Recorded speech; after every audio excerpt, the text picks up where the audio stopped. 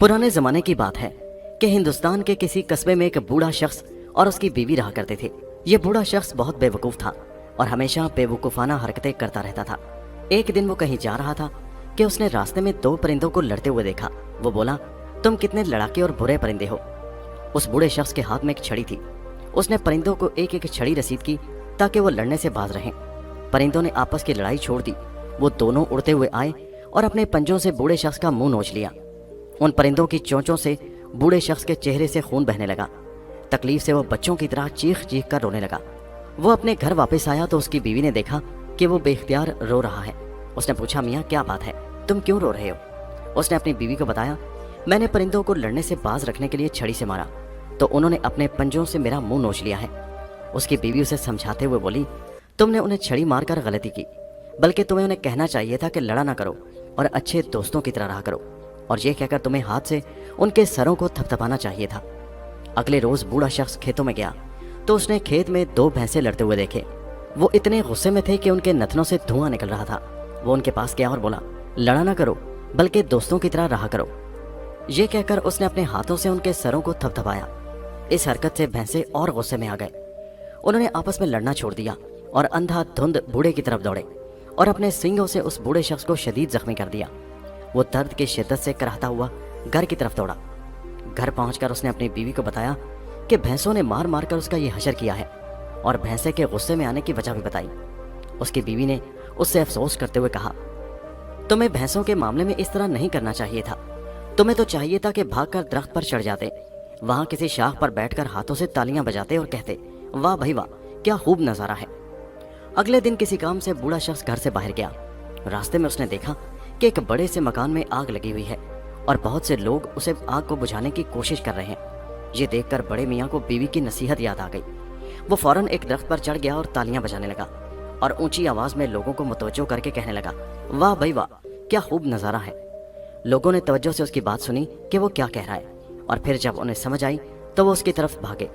उसे खींच कर दरख्त से उतारा और फिर उसे मुक्कों और ठुड्डों से मारने लगे। मारते मारते थक गए तो वापस चले गए। बूढ़े शख्स का जिस्म हर जगह से दुख रहा था। वो आंखों में आंसू लिए घर वापस लौटा और अपनी बीवी को सारा माजरा कह सुनाया कि लोगों ने उसके साथ ये जुल्म किया। तो वो बेचारी हैरान होकर बोली, मैं तुम्हें कह तो नहीं सकती, लेकिन जिंदगी में मैंने तुमसे बड़ा बेवकूफ़ शख्स कभी नहीं देखा। तुमने फिर बहुत बड़ी गलती की।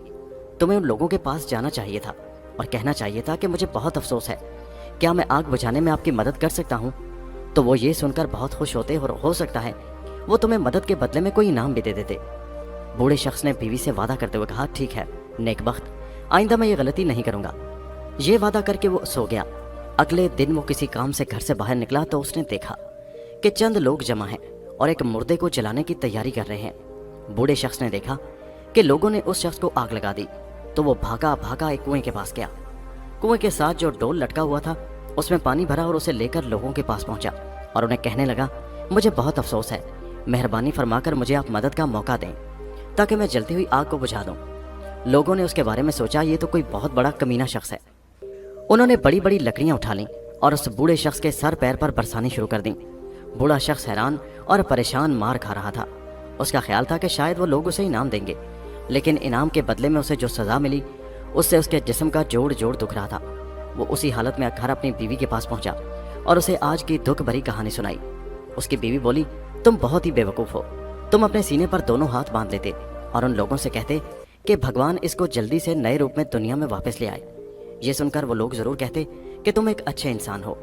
बूढ़ा सोच में पड़ गया और ये सबक दोहराने लगा। अगले दिन उसे फिर किसी काम के लिए शहर जाना पड़ा। रास्ते में उसे एक बारात नजर आई। लोग दुल्हन की डोली उठाए गाते हुए जा रहे थे। बूढ़ा शख्स सड़क के किनारे खड़ा हो गया और हाथ अपने सीने पर बांध लिए।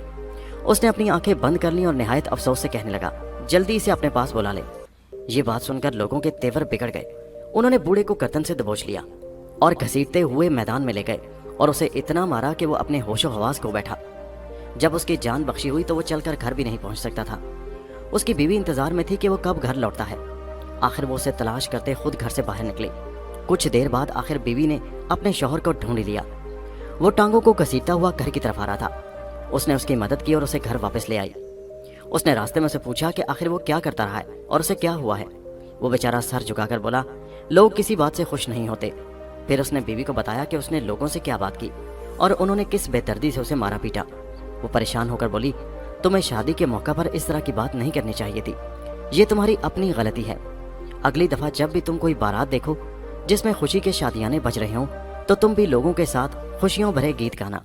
بوڑھا شخص بولا، نیک بخت، تم بہت عقل مند ہو، تم جیسے کہتی ہو میں آئندہ ویسا ہی کروں گا۔ کچھ دن بعد ہی راستے میں اس نے ایک گھر کے باہر لوگوں کا ہجوم کھڑا دیکھا تو اس نے ایک شخص سے پوچھا، یہ لوگ اتنے یہاں کیوں جمع ہیں؟ اس شخص نے بتایا کہ ایک لڑکی جس کی صرف 3 دن پہلے شادی ہوئی تھی فوت ہو گئی ہے، لوگ انتظار کر رہے ہیں کہ اس کا جنازہ باہر آئے تو وہ اس کی تعظیم میں رسم و رواج پورے کر سکیں۔ بوڑھا شخص بھی کھڑا ہو کر انتظار کرنے لگا، اور جب اس کا جنازہ گھر سے باہر آیا تو وہ اونچی اونچی خوشی کے گیت گانے لگا اور کہنے لگا، دلہن کو خوشیاں دکھائے۔ لوگ بھاگے اور اس کی درگت بنانے لگے۔ اس دفعہ بھی اس کا جسم درد سے چور چور تھا، وہ سڑک پر ہی بیچارہ ڈھہ گیا۔ اس کی بیوی ڈھونڈتی ہوئی اسے آئی اور آخر اسے پا لیا۔ جب اسے سارے ماجرے کا پتہ چلا تو وہ بہت زیادہ پریشان ہوئی۔ وہ بوڑھے کو کسی طرح اٹھا کر گھر لے گئی اور اس کی مرہم پٹی کی۔ رات کو اس نے کہا، مجھے یقین ہو گیا ہے کہ بے وقوفوں کے سر پر سینگ نہیں ہوتے اور تم دنیا کے سب سے بڑے بے وقوف انسان ہو۔ اب میں تمہیں گھر سے تب باہر نکلنے دوں گی جب میں تمہارے ساتھ ہوں گی۔ اس دن کے بعد سے بوڑھا جب بھی گھر سے باہر نکلا اس کی بیوی اس کے ساتھ ضرور ہولی، اس لیے وہ بوڑھا شخص مزید کسی بے وقوفانہ حرکت سے بچ گیا اور دونوں میاں بیوی نے ہنسی خوشی زندگی گزار دی۔